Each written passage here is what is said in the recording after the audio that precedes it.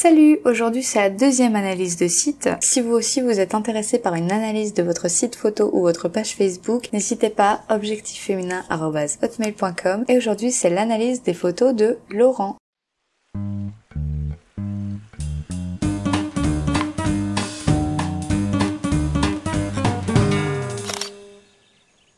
Donc Laurent, tu m'as dit que tu étais amateur passionné, tu as un travail à côté dans l'informatique et tu me disais que tu avais toujours été sensible à l'art, notamment en images. Donc tu t'es tout naturellement tourné vers la photo, parce que tu me disais que tu aimais bien aussi la peinture, le dessin, mais que tu n'es pas très doué dans ces domaines. Je te comprends, moi c'est pareil. Moi aussi en tout cas, je suis plus à l'aise quand même avec la photo. Donc tu as eu ton premier réflexe grâce à un collègue qui t'a refilé son D60 en 2014. Donc tu as vraiment commencé la photo à partir de ce moment-là. Et tu me disais que tu avais fait des workshops et des stages aussi et que ça t'avait apporté beaucoup de connaissances sur la photo et ça t'avait permis de beaucoup t'améliorer. Tu as fait aussi un projet 52 en 2017, donc je suppose que ça t'a permis aussi de booster ta créativité. J'en ai entamé un que je n'ai absolument pas continué, par manque de temps et par manque de motivation aussi, mais c'est quelque chose, je pense, de très très intéressant pour booster sa créativité et se pousser au défi, au challenge et donc forcément s'améliorer,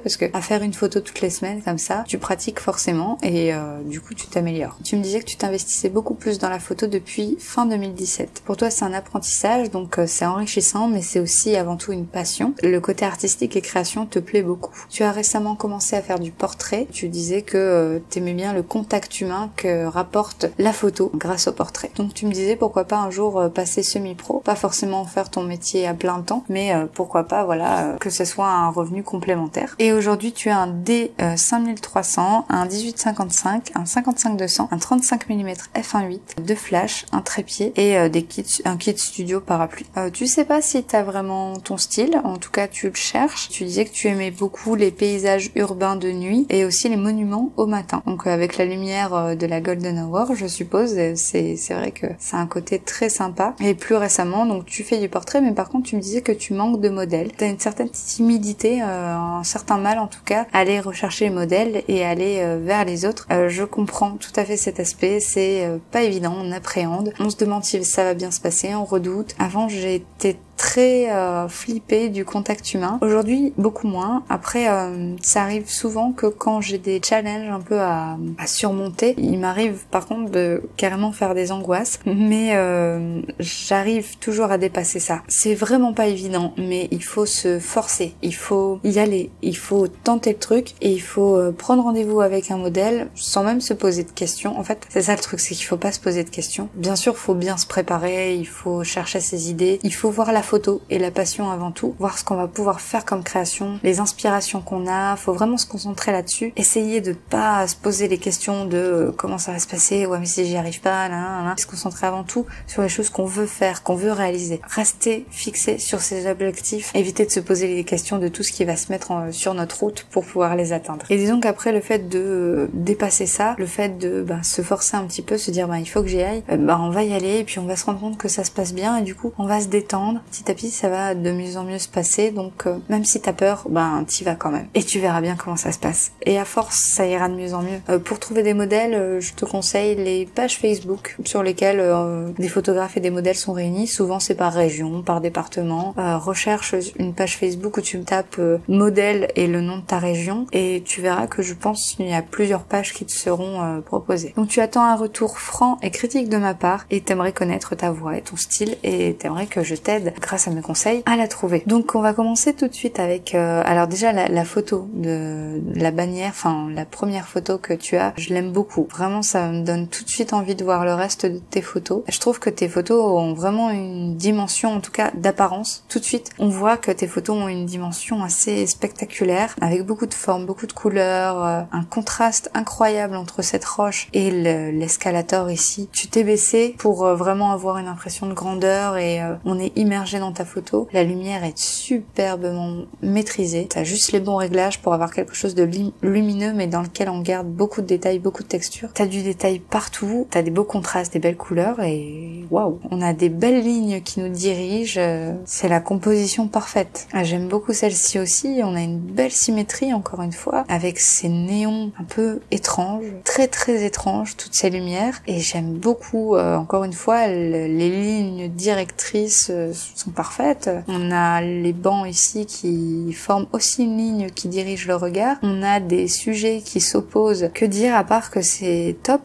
Vraiment top. Celle-ci pareil, elle est superbement composée pour moi, il y a rien à redire. Et en fait, rien que par 3 photos là, tu vois, toi qui me dis que tu sais pas trop si t'as ton style, pour moi, ton style il est clairement défini en fait dans ces 3 photos. T'as quelque chose de un peu surdimensionné, avec des grosses roches, beaucoup de textures, plein de textures différentes, beaucoup de contrastes aussi, et beaucoup de lumière, et justement beaucoup d'effets de lumière très lumineuses à des endroits, et des zones très très sombres aussi à la fois, donc t'as beaucoup de contrastes en fait, et des lignes vraiment directrices, une symétrie parfaite sur certaines, enfin t'as de très bonnes idées de compo, et ici d'avoir un sujet en plus juste au milieu, superbe aussi. Celle-ci c'est pareil, elle est un peu, on a l'impression d'être dans une 5e dimension quoi, c'est, on s'y perd presque, on perd nos repères, et justement tu peux jouer là-dessus, là c'est exactement une composition parfaite pour justement pas trop savoir où on est, avec des reflets ici, des lignes un peu partout, de la texture encore une fois, enfin ça ressort vraiment bien. Des magnifiques motifs en plus, enfin j'ai envie de savoir où c'est tout ça. Stockholm, les métros sont magnifiques à Stockholm. J'aime beaucoup vraiment, t'as des photos superbes et le fait qu'il y ait personne, en fait ça rend une dimension encore plus surréaliste à cette photo. On voit bien que c'est un endroit qui existe et que c'est une photo réelle, mais elle a totalement une dimension surréaliste. Et celle-ci aussi j'aime beaucoup parce que donc c'est en pose longue, les passants qui sont un petit peu flous, enfin en pose lente, très très réussi. Et là, de belles couleurs aussi, encore une fois le sujet qui va bien, puis le métro qui passe au même moment, superbement composé à chaque fois. Tu nous fais voyager, tu nous fais explorer les magnifiques motifs que présentent les métros de Stockholm, tu nous présentes vraiment des œuvres d'art. On change de décor et pourtant je retrouve le même style, le même côté surréaliste, un peu abstrait. Je trouve que ça fait vraiment abstrait, en noir et blanc comme ça, en plus c'est très sympa, très lumineux, avec juste les petits motifs un peu partout, des lignes un petit peu sombres comme ça qui viennent, les ronds noirs aussi. Tout ça vient juste apporter des petites touches de contraste, tout ce qu'il faut pour souligner encore plus ce côté très lumineux et très blanc du reste de la photo. Donc encore une fois, une composition au top, c'est sublime. T'aimes beaucoup jouer avec le côté graphique des bâtiments, les formes. C'est drôle parce qu'avant de voir la personne ici, j'imaginais le bâtiment plus grand. Tu leur donnes une dimension plus grande, tu surdimensionnes les choses que tu photographies, je trouve. Et je pense que tu te baisses souvent beaucoup pour vraiment te mettre au plus bas possible et donner une impression de grandeur. Et c'est très sympa surtout. C'est pareil, celle-ci, si ça avait été juste la ligne que fait l'avion, ça aurait été trop simple. Si ça avait été juste le bâtiment, ça aurait été trop simple. Et les deux ensemble, c'est parfait. Et ici, on a presque un monochrome aussi. Enfin, c'est pas du noir et blanc, mais c'est du bleu et blanc. Et c'est pareil, très très réussi. Je pense que t'aimes aller dans la simplicité des couleurs aussi, quand il y a peu de couleurs mais qu'elles ressortent très bien. Des choses avec beaucoup d'espace négatif aussi. Surdimensionner les choses, waouh.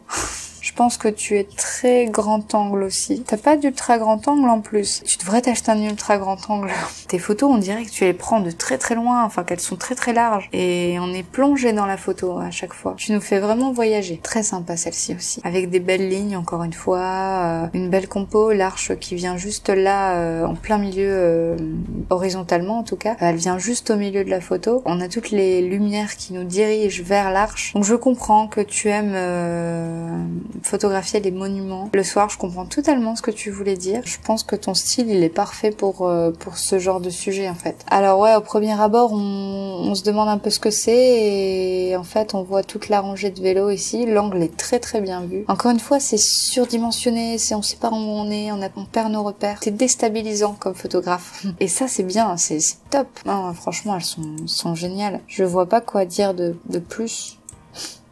des photos d'urbex aussi très sympas. Les pièces sont vraiment, paraissent immenses en fait. Je sais pas comment tu fais pour donner cet aspect d'immensité à tous tes sujets. Très sympa aussi. Puis le noir et blanc est très bien choisi, je pense. Celle-ci est un petit peu plus simple, tu vois. Elle sort un petit peu de ton style, je trouve. J'ai envie de trouver des choses négatives à dire. À la limite, j'aurais peut-être juste cadré sur le grillage, couper tout ici les murs qu'on voit pour justement donner cette espèce de grandeur que tu donnes habituellement, où on a l'impression peut-être qu'il y a que du grillage tout autour. Puis les portes délabrées qu'on distingue bien derrière. Encore une impression de surdimension.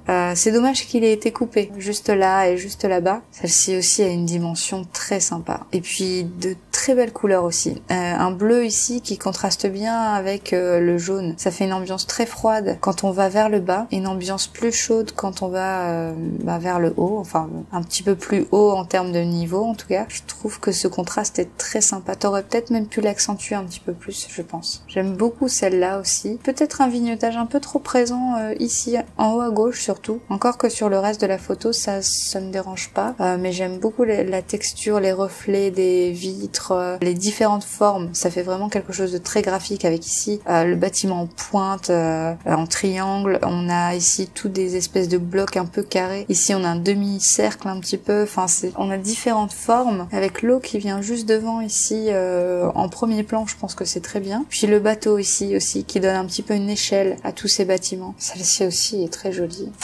Voilà, je sais pas quoi dire moi. Waouh, j'adore l'ambiance de cette photo. J'aime beaucoup cette ambiance très chaleureuse. Avec le pont, c'est juste superbe. Le soleil qui arrive juste derrière le pont. La compo, encore une fois, est parfaite. Avec un bateau qui vient juste sur la droite. C'est pareil, il y aurait pas le bateau, elle aurait pas la même dimension, cette photo. C'est vraiment très très réussi. Il y a du niveau, hein. On peut pas rivaliser là. C'est... Ouais, non, celle-ci aussi est top, quoi. Tu réussis vraiment très bien tes compositions. Je n'ai plus qu'à admirer tes photos et à les passer. Celle-ci a un côté peut-être un petit peu moins surdimensionné. Du fait que t'es en hauteur, forcément, ça écrase un petit peu plus les bâtiments. Peut-être que les bâtiments manquent de hauteur pour avoir une photo comme ça, prise de haut et vue d'ensemble. Mais par contre, on a une belle ligne directrice ici quand même. Mais ici, il y a peut-être un petit peu trop de blocs, un petit peu trop fouillis. En tout cas, on s'aperçoit quand même qu'il y a un monde fou un petit peu partout et c'est assez impressionnant. Alors j'aime bien cette photo, j'aime bien le sentiment qu'elle dégage. J'aime beaucoup avec la vitre là-bas derrière, en plus encore toujours un côté un peu graphique et cette fille qui a l'air limite de s'ennuyer un petit peu et qui attend que ça se passe. Par contre la maquette est un petit peu trop cramée à mon goût. J'aurais bien aimé voir plus de détails de cette maquette, surtout que la mise au point est faite dessus. On a l'impression ici que le sujet c'est vraiment la fille, mais du coup peut-être avoir soit la mise au point sur elle du coup, ou alors voilà, avoir un côté un petit peu moins exposé au niveau de la maquette. Celle-ci a une dimension aussi très perturbante, on sait pas trop où on est, est-ce que c'est au-dessus, est-ce que c'est en dessous. Waouh, alors là on a des couleurs magnifiques. Là on est immergé dans la photo, on a l'impression de voyager avec toi. C'est à Tokyo, je crois avoir vu Tokyo avant. C'est très très impressionnant, on se croirait presque dans un manga. Elle est très sympa celle-ci aussi. Franchement... Voilà, je crois que je suis arrivée à la fin de tes photos. Ça m'embête un peu parce que je sais pas quoi dire de plus à part waouh, franchement tes photos sont très impressionnantes. Et cette vidéo va pas être bien longue du coup.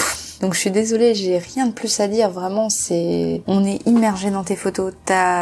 Comme je t'ai dit, pour moi ton style c'est de surdimensionner les éléments, beaucoup de bâtiments, de monuments, tout des choses un petit peu atypiques comme ça, avec peu de couleurs, mais des couleurs qui pètent, à part sur certaines bien sûr, et ça marche très très bien aussi. Franchement ouais, la photo de nuit comme ça continue, c'est superbe. J'ai pas l'impression d'avoir beaucoup de conseils à t'apporter, j'ai même l'impression de t'en avoir apporté aucun au final, mais tu peux avoir confiance en ton travail et tu peux continuer tes projets et tenter la photo de portrait. Je suis sûre que ça donnerait des trucs magnifiques.